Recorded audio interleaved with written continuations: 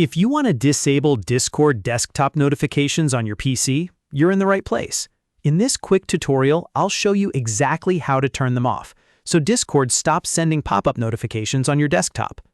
This is great if you want fewer distractions while gaming, working, or just using your computer. And before we jump in, if this video helps you out, make sure to hit the like button and subscribe for more simple tech tutorials just like this one. All right, let's get started.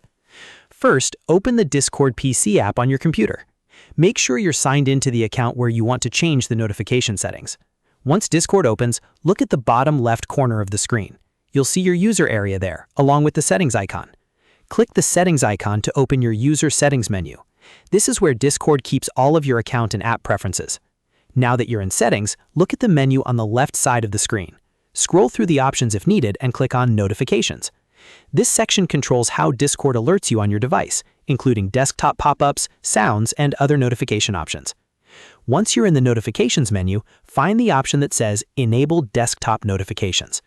By default, this may be turned on, which is why you're seeing desktop alerts from Discord. To disable them, simply toggle that option off. As soon as you switch it off, Discord will stop showing desktop notifications on your PC. That means fewer interruptions and a much cleaner experience while you're using your computer.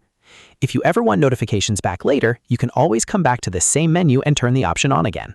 So just remember the path. Open Discord, click the settings icon, go to Notifications, and turn off Enable Desktop Notifications. That's all there is to it. You've now successfully disabled Discord desktop notifications. If this tutorial helped, don't forget to like the video, subscribe to the channel, and turn on notifications for more easy how-to guides. Thanks for watching, and I'll see you in the next one.